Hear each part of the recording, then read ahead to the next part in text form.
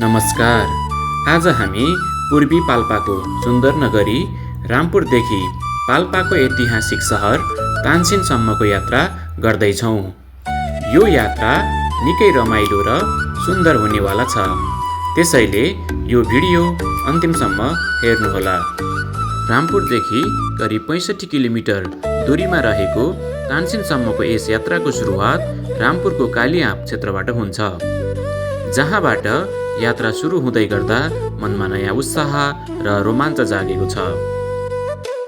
अब भने हाम्रो यात्रा उत्तर दक्षिण कालीगण्डकी करिडोरद्वारा अगाडि बढ्दैछ। यात्राको सुरुवातसँगै देखिन्छन् हरियाली डाँडाकाँडा, घुमाउरा बाटाहरू र मन लोभ्याउने दृश्यहरू। यात्रा अगाडि बढ्दै जाँदा हामीसँगै बगिरहन्छ कालीगण्डकी नदी, जसले यात्रामा छुट्टै आनन्द थपिरहन्छ। कालीआँपदेखि करिब 12 किलोमिटर यात्रापछि अब हामी पुग्दैछौँ गेजा बजार।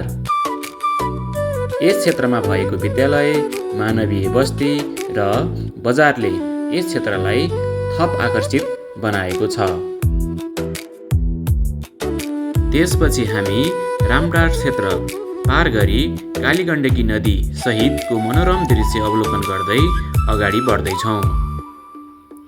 अब हामी रामपुर नगरपालिकालाई छोडी रम्मा गाउँपालिका प्रवेश गर्छौँ। यस क्षेत्रको प्रवेश गरेसँगै कालीगण्डकी नदीलाई नजिकबाट निहाल्दै हामी पुग्छौँ हुगीको पन्टार बजार। विभिन्न क्षेत्रहरूको रमाइलो यात्रासँगै हामी प्रवेश गर्छौँ कालीगण्डकी किनारमा रहेको हुवर क्षेत्र,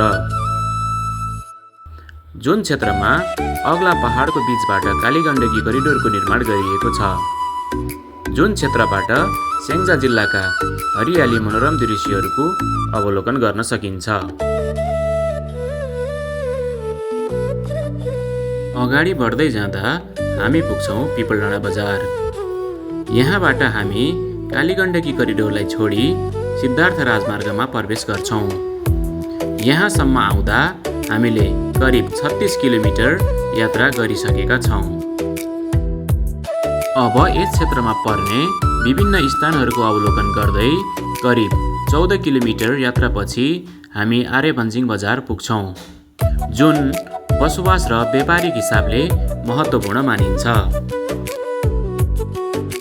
सिद्धार्थ राजमार्ग हुँदै आर्यभञ्जिङ पार गरी करिब 16 किलोमिटर दूरीको यात्रापछि अन्ततः हामी तानसेन बजार पुग्छौँ, जुन पाल्पाको प्रमुख प्रशासनिक, ऐतिहासिक र सांस्कृतिक केन्द्र हो, जहाँ पुराना दरबार, मन्दिरहरू र परम्परागत बजारहरूले यसको पहिचान झल्काएको छ।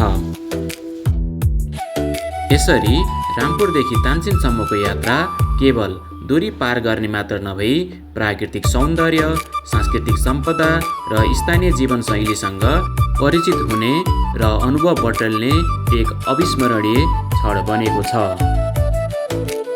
तपाईहरूलाई यो भिडियो कस्तो लाग्यो? यदि तपाईँलाई यो भिडियो मन परेको छ भने यस भिडियोमा लाइक, कमेन्ट र यस पेजलाई फलो गर्न नभुल्नुहोला। धन्यवाद।